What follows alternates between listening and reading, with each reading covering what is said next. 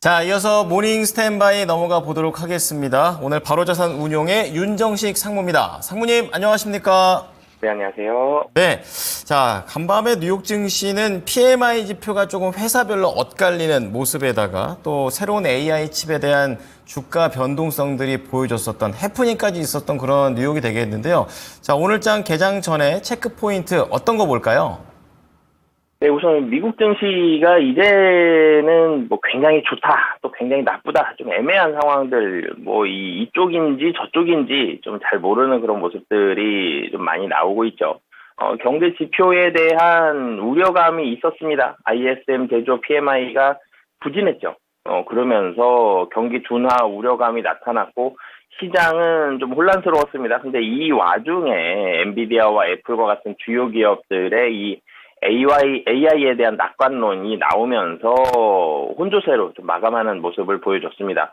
ISM 제조 PMI가 시장 예상치를 하회했죠. 50 미칩니다. 48.7로 둔화되는 그런 모습을 보여줬는데, 엔비디아가 이 4.9%가 상승을 했어요. 그러면서 이 엔비디아가 이제 영향력이 너무너무 크죠. 엔비디아가 그야말로 대장입니다. 골목 대장입니다. 다 끌고 다니는 이런 모습들을 많이 보여주는데, 이번에는 사실 그 정도까지는 아니었어요. 필라델피아 반도체 지수가 1% 미만으로 상승을 했죠. 그래서 엔비디아의 상승만큼 필라델피아 반도체 지수가 영향을 많이 받진 않았지만, 그럼에도 불구하고 엔비디아 분위기 좋았고, 관련된 종목들 중에 일부 종목들 좀 상승하면서 지표에 대한 우려감은 좀 적었고요. 그러니까 다우는 하락했어요. 근데 나스닥이 이제 0.6% 상승을 했는데, 이 엔비디아 영향력으로 장 후반 반등하면서 좀 상승세, 상승폭이 되게 크진 않습니다만 상승세의 이런 모습을 보여줬습니다. 이 국내 증시의 모습을 전일 좀 살펴본다라면, 국내 증시 같은 경우는 전일 외국인과 기관의 양 매수가 들어왔어요. 네, 되게 오랜만에 들어왔어요. 그러니까 지난 28일에 양 매수가 들어오고, 이제 오늘 양 매수가 들어왔는데, 지난 28일에도, 5월 28일에도 외국인 기관 매수 금액 합쳐서 한 1,600억 정도, 크지는 않습니다. 네, 이번에도 이 외국인 기관 매수 금액 합쳐서 한 4천억 좀 넘는 그런 금액이 들어왔는데, 금액이 크진 않지만 양 매수가 들어오면서 시장 상당히 좀 분위기가 좋아졌고요. 반도체를 비롯한 시가총액 상위 종목들로 좀 집중이 많이 됐었죠. 자동차도 많이 좋았고요. 그러면서 이 46포인트 상승했고, 이 121선 아슬아슬하게 이틀 동안 좀 지켜가면서 121선 타고 정말 아슬아슬한 줄타기처럼 이 이동평균선을 타고 가는 모습이 이틀 동안 있었는데, 전일 같은 경우 46포인트나 강하게 좀 상승을 하면서 시장 분위기, 우려스러운 분위기를 좀 진정시키는 그런 모습이 국내 시장에 펼쳐졌고요. 외국인 매수가 1,890억 굉장히 크진 않습니다만, 그래도 외국인의 귀환이 상당히 반가웠습니다. 너무 많이 팔았었죠. 3일 동안 1조 팔았고, 그 다음에 7,800억, 그 다음에 1조 3,300억 팔았습니다. 이 3일 동안 4조 넘게 팔았거든요. 4조 1,000억이 좀 넘는데 굉장히 많이 이 매도를 했어서, 3조 1,000억이 좀 넘는데 굉장히 좀 많이 팔았었는데, 외국인의 매도가 좀 진정되는 그런 모습들이 나오면서 시장은 상당히 좀 긍정적인 모습들이 국내 시장에 많이 좀 펼쳐졌고요. 좀 전에도 말씀드렸지만 121선 상당히 좀 잘 지지한 것 같아요. 이게 좀 많이 떨어질 때는 121선까지 하락하는 게 금년 들어서 지금 몇 번 있었어요. 1월에 한 번 있었고, 4월에 한 번 있었고, 그리고 이번에 이 5월 말에 121선까지 좀 떨어지는 모습이 있었는데, 금년에 3번 떨어지는 그 기간들 동안 다 금방금방 올라왔거든요. 이번에도 역시 이틀 만에 다시 반등하는 모습을 보여줬기 때문에 121선은 상당히 좀 잘 지지하는 게 국내 코스피 지수의 좀 모양이고요. 하지만 여기에서 반등했다고 방심할 수가 없죠. 시장이 나쁜 것도 아니지만 좋은 것도 아닙니다. 지금 미국 시장도 그렇고 국내 시장도 그렇고, 그렇기 때문에 여전히 박스권 위 상단, 이 박스권 상단 한 2,750포인트, 굉장히 높게 잡아도 2,700 아래로 잡히거든요.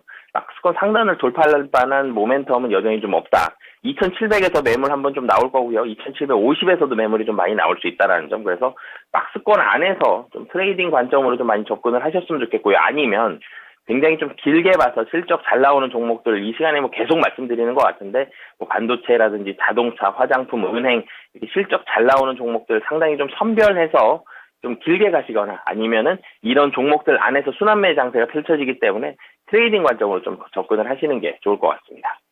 네. 자, 국내외 모두 다 이 변화의 소용돌이 한가운데 있는 것 같습니다. 매매 또는 실적, 이 두 가지 키워드로 정리되는 것 같아요. 자, 그렇다면 모닝 관심주 넘어가 보겠습니다. 첫 번째 키워드는요? 네, 업황 개선, 그러나 주가는 반영이 안 된 상태라는 이 의류 관련된 키워드 잡아보겠습니다. 네, 가장 좋은 게 아닐까, 가장 쌀 때 살 수 있지 않을까라는 생각도 드는데요. 자세하게 들어볼게요. 네, 이 최근에 주가가 많이 오른 종목들 조금 부담스럽죠. 반도체 중에 일부 종목들 올랐는데 한번 조정 받을 때 굉장히 좀 가슴이 그때 두근두근 거리죠. 이 좀 많이 오른 종목들 사기가 부담스러울 때들이 있습니다. 자동차도 좀 전에 제가 실적이 좋다라고 긍정적인 뷰를 말씀드렸지만 뭐 단기간에 오른 부분들 보면 좀 부담스럽죠. 근데 의류 관련된 뭐 이 섬유의복, 이 의류 관련된 종목들은 그래도 좀 덜 부담스러운 상황들. 이 전체적으로 업황은 좀 개선이 됐는데 좀 전에 말씀드렸던 키워드처럼 하지만 주가는 상당히 덜 반영이 되어 있는 그런 상태다라고 보시면 되겠습니다. 코로나 기간을 우리가 생각을 해보면 물류 대란이 있었습니다. 그러면서 원자재 가격이 폭등을 했고 뭐 여러 가지 운행이 잘 되지 않았죠. 그래서 운임이 많이 올랐고 그래서 해운주들에 대한 분위기가 상당히 좀 좋았었다. 이런 기억들이 좀 납니다. 그러면서 자동차를 사기 위해서 상당히 오랜 기간 기다려야 되고 어떤 차종은 1년까지 기다려야 되는 이런 자동차들이 있었을 정도로 상당히 물류에 있어서 어려움을 많이 겪었고 이걸 좀 더 요약해서 단어로 표현하면 공급망에 대한 병목 현상들이 많이 일어났었죠. 의류도 마찬가지입니다. 의류도 이게 수입하는 부분들, OEM을 만든다든지 이런 부분이 원활하게 이루어지지 않았습니다. 그러면서 재고가 상당히 좀 많이 쌓였거든요. 그러면서 이 OEM 업계들은 대부분 1년 이상, 뭐 길게는 2년, 짧게는 1년 좀 넘게 정도가 상당히 수주에 있어서는 부진한 모습들을 만들었습니다. 이 수주가 재고가 워낙 많았기 때문에 이 재고를 줄이기 위해서 굉장히 많이 노력을 했죠. 그래서 이 주요 기업들은 재고를 상당히 좀 많이 줄여놨어요. 그렇기 때문에 이제는 재고에 대한 조정은 다 끝났다. 물론 이제 뭐 일부 종목들 여전히 재고가 많은 기업들도 있겠지만 이런 기업들은 좀 더 영세한 기업들, 좀 더 작은 기업들 쪽이 좀 더 많고 좀 더 큰 메이저 기업들은 재고를 다 줄여놔서 빠르게 재고를 줄여가지고 이제는 다시 발주를 늘리는 모습들이 상당히 많이 증가되는 그런 상황입니다. 이 대표적으로 갭과 이 아디다스에 대한 실적을 볼 수가 있겠는데요. 갭의 경우가 5월 31일 실적을 발표했습니다. 시장 컨센서스를 실적이 완벽히 상회하면서 상당히 많이 상회를 하면서 완벽한 턴어라운드에 대한 모습을 좀 보여줬는데요. 그러면서 24년도 연간 실적도 상향 조정이 되고 있습니다. 그리고 아디다스의 경우도 1분기 호실적이 나오면서 가이던스가 5억 유로에서 7억 유로로 40% 이렇게 많이 가이던스가 상향되는 경우는 정말 드문데 40%나 대폭 상향이 되는 이 재고도 상당히 많이 줄어들었고요. 그리고 아디다스는 스포츠에 대한 영향력을 뗄 수가 없는데 뭐 파리올림픽이라든지 유로24 대회로 인해서 상당히 좀 향후에 대한 전망도 긍정적인 그런 상황입니다. 구조조정 효과도 있었고요. 이런 회사들 그러면서 재고도 상당히 좀 많이 줄어들었는데 앞으로도 이런 메이저 브랜드들에 대한 실적은 계속적으로 잘 나올 가능성이 높다. 그렇기 때문에 이 OEM ODM 업체들은 계속적으로 좀 관심 갖고 보시면 좋을 것 같습니다. 네. 자, OEM, ODM 쪽에서 한세 실업 말씀을 해주셨고요. 두 번째 키워드 넘어가 보겠습니다. 어떤 건가요? 네, 해외여행 좀 말씀을 드리겠는데요. 해외여행은 전체적으로 1분기가 좀 쉬는 날들이 많죠. 그 정도 있고요. 1분기 좀 호황이고요. 그리고 2분기는 좀 불황입니다. 3분기부터 이제 7월, 8월 여름 휴가 시즌이 오면서 다시 호황이 되고요. 그리고 4분기는 연말 여행 시즌 일부 좀 호황이 되는 이런 모습들을 보여줘서 2분기 조금은 좋지 않은 그런 모습들을 보여주는데 이 1분기 LCC들에 대한 영업이익들 본다라면 상당히 많이 증가하는 그런 모습을 보여주고 있습니다. 1분기에 LCC, 저비용 항공사 메이저 4개 회사들에 대한 영업이익을 본다라면 전년 동기 대비 13% 증가하는 그런 모습을 보여줬거든요. 상당히 많이 올라갔습니다. 1년 사이에 순차익금이 11%가 감소했고 진에어랑 티웨이는 순현금 구조로 개선이 됐습니다. 코로나 시국을 생각을 해보면 LCC들은 제주도 노선 하나 가지고 거의 버티는 계속 적자는 쌓이는데 죽지 않기 위해서 거의 버티는 그런 모습들까지 나왔었는데 이제는 순현금 구조로 개선이 되는 이런 모습이 있었는데 근데 이전까지는 제가 좀 전에도 말씀드렸듯이 1분기는 최대 성수기고요. 2분기는 좀 비수기에 좀 가까운 그런 모습들이 있었는데 이제는 좀 달라졌다라고 보시면 되겠습니다. 이전에는 해외여행이라고 해보면 우리 부모님 세대까지 안 가더라도 사실 해외여행은 좀 큰맘 먹고 가야 되는 이런 모습들이 있었는데 이제는 특히 코로나 직후부터는 해외여행은 시간이 나면 가는, 최대한 시간을 만들어서라도 가는 해외여행에 무언가 1분기, 3분기가 성수기라는 이런 사이클이 만들어지는 게 아니라 사이클이 없어지는 이런 모습들이 좀 나오고 있습니다. 전체적으로 사회 구조적인 소비 패턴이 좀 변화가 되면서 재평가가 좀 필요한 상황이다라고 보시면 되겠고요.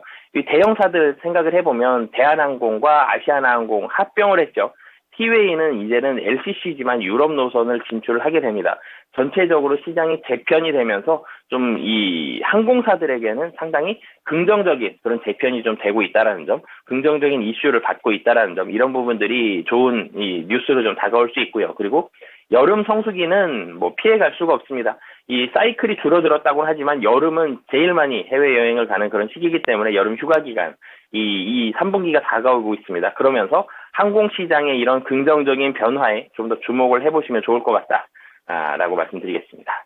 네. 자, 코로나 이후로 정말 안 좋았었죠. 이제는 악의 구렁텅이에서 뭔가 나오는 그런 분위기에서 LCC 쪽 지네요 말씀해 주셨네요. 자, 마지막 관심주는 어떤 종목인가요? 네, 마지막으로는 사실 이 시간에 이 세 번째 종목에 대한 사실 고민을 상당히 좀 많이 하는데 어떤 종목을 말씀드릴까 하다가 이제 시장의 기대에서 조금 떨어져 있지만 관심 갖고 보자라고 해서 한국전력을 좀 말씀을 드리겠는데요. 한국전력이 작년에 굉장히 주목을 많이 받았죠. 사실 개인 투자자들이 굉장히 많이 투자하는 종목은 좀 아닌데 이제는 요금 인상한다. 그래서 확실히 좋아진다. 저 많은 채권들 다 갚을 수도 있다. 이런 얘기들이 좀 나오면서 이 주목을 많이 받았었는데 1분기 어닝 쇼크가 나왔죠. 한국전력의 일회성 비용들이 시장 예상을 벗어나는 그런 비용들이 많았습니다. 일회성 비용들이 나오면서 이 숨겨진 비용들이 있었구나. 그러면서 시장 많이 좀 우려를 했었고요. 그러면서 실적이 생각보다 좀 안 좋았다. 그러면서 주가가 좀 하락하는 그런 모습으로 작용을 했는데 사실 일회성 비용이든 어찌됐든 1분기 어닝 쇼크가 나왔어요. 그러면 여름이 지난 이후에 요금 인상 가능성이 더 높아지죠. 요금 인상 시기도 좀 더 앞당겨질 수 있습니다. 요금만 인상이 된다라면 한국전력 실적은 명백하게 좋아지기 때문에 이 요금 인상이 되면서 한국전력 실적 상당히 좀 좋아진다라고 보시면 되겠고요. PBR이 0.3배입니다. 굉장히 낮은 상태이기 때문에 0.3배 이 탈원전 시기에 한국전력이 확 떨어졌었거든요. 그때 0.3배가 거의 저점이었는데 지금 상당히 좀 많이 떨어져 있다. 그래서 사실 의류도 굉장히 주가도 싼데 한국전력도 가격이 상당히 좀 싸다라는 부분으로 접근을 해보시면 좋을 것 같고요. 그리고 신규 원전이 또 시작이 될 가능성이 매우 좀 높죠. 신규 원전에 대한 수주 모멘텀까지 받아갈 수 있다라고 보시면 되겠습니다. 네. 자, 마지막 종목으로 한국전력에 대한 요금 인상 모멘텀이 있었다라고 좀 말씀을 해 주셨습니다. 자, 끝내기 전에, 정리하기 전에 하나만 좀 여쭤보도록 하겠습니다. 어제 안 그래도 시장에서 유전 관련해가지고 굉장히 많이 시장에서 종목들이 움직이는 흐름들이 나와줬는데, 오늘도 이것과 관련해서 수급 쏠림 현상이라든지 지속될 것으로 판단하고 계십니까? 네, 오늘 같은 경우는 사실은 전일에 유전도 있었지만 전일은 시장 분위기가 좋았죠. 그래서 여러 종목들이 관심을 가질 수 있었던 상황인데 오늘 같으면 국내 시장 굉장히 많이 또 막 상승하기에는 좀 부담스럽습니다. 그래서 유전 같은 테마는 오늘 하루 정도는 좀 더 테마를 받을 수 있다. 그러니까 이렇게 시장이 좀 쉴 때는 유전도 이렇게 단기적으로 투자하시는 분들은 관심 갖고 보시면 좋을 것 같고 이렇게 테마주들도 제가 좀 전에 제일 먼저 말씀드릴 때 순환매가 일어나기 때문에 트레이딩 관점으로 접근을 하셔라라고 말씀을 드렸는데 사실 어떻게 보면은 실적이 좋은 종목도 단기적으로 좀 올랐다가 조금 조정받을 수도 있죠. 이렇게 뉴스가 나오는 테마가 나오는 종목들도 이럴 때 시장이 많이 움직이지 못할 때 좀 더 주목을 많이 받는 경향이 있죠. 그렇기 때문에 이 유전뿐만이 아니라 다른 테마주들도 굉장히 짧게 매매 많이 하시는 분들이라면 이럴 때 좀 관심 갖고 보셔도 좋을 것 같습니다. 네, 자 오늘 하루 정도 매매 관점에서 지켜보도록 하겠습니다. 세 가지 키워드 정리해 드릴게요. 첫 번째 키워드가 되겠습니다. 업황은 개선됐는데 주가의 움직임이 아직 안 나오고 있는 그런 부분으로는 의류 섹터가 되겠습니다. 그중에서 탑픽은 한세실업이라고 하니까 참고해 보시고요. 두 번째 키워드는 해외여행 쪽에서 찾아봅니다. 1분기 LCC의 마진에 좀 초점을 맞춰서 진에어 관련된 종목들 알아봤고요. 마지막으로는 요금 인상에 대한 모멘텀을 갖고 있는 한국전력과 같은 내용들을 말씀드렸으니까 한번 참고해 보셨으면 좋겠습니다. 자, 오늘 모닝 스탠바이 바로자산운용의 윤정식 상무였습니다. 감사합니다, 상무님. 네, 감사합니다.